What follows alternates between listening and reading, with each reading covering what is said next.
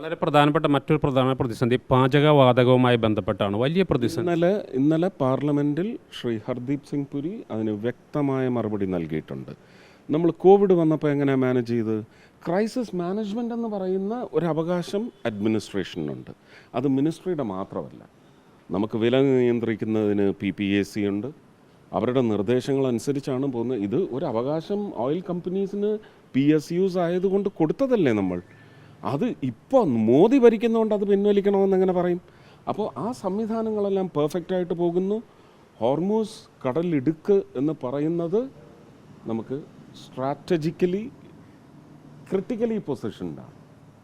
നമുക്ക് യുദ്ധം ചെയ്തുകൊണ്ടിരിക്കുന്ന ഒരു രാജ്യത്തിന് നേരെയും അതിനുവേണ്ടി പൊരുതാനൊക്കത്തില്ല.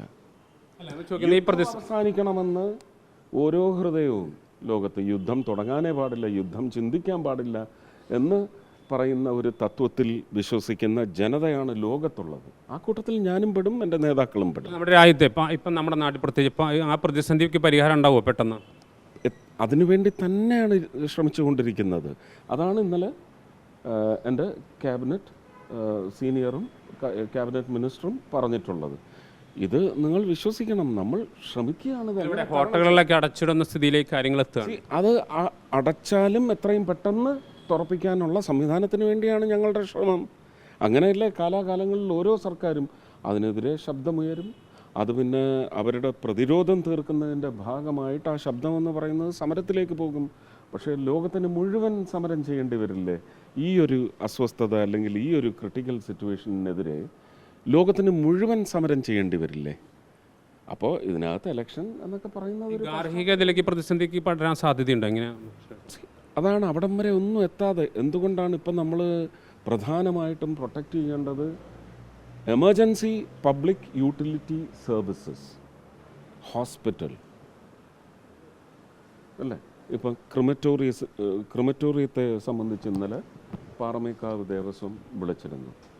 ഇതിന് സംവിധാനങ്ങൾ നിങ്ങൾ എന്തായാലും ഒരുക്കണം എന്നുള്ളത് അവരോട് ഒരു ശുപാർശ നടത്തിയിട്ടുണ്ട്. അവരോട് നമുക്ക് അപേക്ഷിക്കാനേ പറ്റത്തുള്ളൂ. ആ സംവിധാനം എന്ന് പറയുന്നത് തിരുവനന്തപുരത്തും കൊല്ലത്തും ഒക്കെ ഞാൻ കണ്ടിട്ടുണ്ട്. ഈ പ്രദേശങ്ങളിലൊക്കെ ഉണ്ടെന്നാണ് എൻ്റെ വിശ്വാസം. അതുകൂടി അവലംബിക്കണം. ഞങ്ങളിത് ഒരു മിനിസ്ട്രി എന്ന നിലയ്ക്ക് ഇത് ഫുൾ കൺട്രോളിലാണ്. പക്ഷേ നമ്മുടെ രാജ്യത്തിന് പുറത്തുള്ള പല മേഖലകളും നമുക്ക് കൺട്രോളിലെടുക്കാനുള്ള ധാർമ്മികമായ അല്ലെങ്കിൽ സാങ്കേതികമായ ഒരവകാശവും നമുക്കില്ല. നമ്മളെല്ലാവരും പ്രാർത്ഥിക്കുന്നു യുദ്ധം അവസാനിക്കണം, യുദ്ധം ഉണ്ടാവരുത് എന്ന് പറയുന്നതിൽ വെറും പൊട്ടിക്കലും കത്തിക്കലും ജീവഹാനിയും ജീവനാശവും എന്ന് പറയുന്നത് മാത്രമല്ല, ജീവിച്ചിരിക്കുന്ന എല്ലാ പ്രതലങ്ങളിലുമുള്ള മരങ്ങളടക്കമുള്ള മണ്ണിന് ദോഷമാകുന്ന ഒരു കാര്യങ്ങളും സംഭവിക്കരുത് എന്ന് പറയുന്നതിനകത്ത് നമ്മുടെ ദൈനംദിന ജീവിതത്തിൻ്റെ ഒഴുക്ക് തടസ്സപ്പെടരുത് എന്ന് പറയുന്ന പ്രാർത്ഥന കൂടിയുണ്ട്. പാചകവാതകം ഇല്ലാതായാൽ അല്ലെങ്കിൽ അതിൻ്റെ ലഭ്യത കുറഞ്ഞു വന്നാൽ പോലും പെട്ടെന്ന് ഫ്ലട്ടർ ചെയ്യുന്ന ഒരു സൊസൈറ്റിയാണ് എല്ലാ രാജ്യത്തും ഉള്ളത്. അപ്പോൾ അത് തരണം ചെയ്യാൻ തന്നെയാണ് ശ്രമിച്ചുകൊണ്ടിരിക്കുന്നത്. ഉറപ്പായിട്ടും അത് കൺട്രോളിലാവും. ഹോർമൂസിനെ സംബന്ധിച്ച് ഒരു ഡിപ്ലോമാറ്റിക്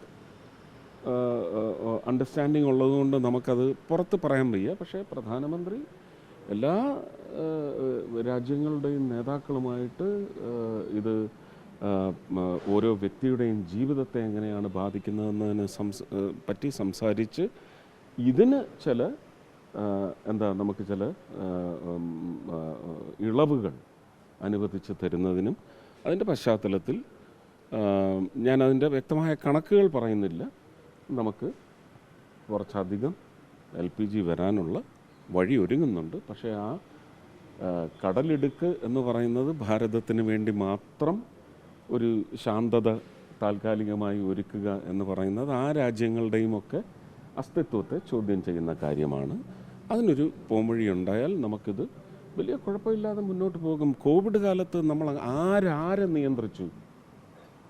സർക്കാർ പറഞ്ഞു നിങ്ങൾ അനുസരിക്കണം, അപേക്ഷിച്ചു കൊണ്ടേയിരുന്നു.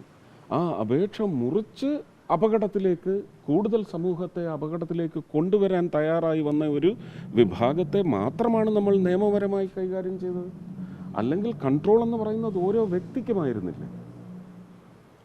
ഇനിയിപ്പോൾ എല്ലായിടങ്ങളിലും ഒരു പുതിയ അണ്ടർസ്റ്റാൻഡിങ് വരും. ഇപ്പോൾ വീട്ടിൽ ഇത് ചായ കുടിക്കുമ്പോൾ എല്ലാവരും കൂടെ ഒരുമിച്ച് കുടിച്ചോണം ഒരു സമയത്തെ പാല് തിളപ്പിക്കാൻ പറ്റൂ എന്ന് പറയുന്ന ഒരു അമ്മ ആ വീട്ടിലുണ്ടാവും.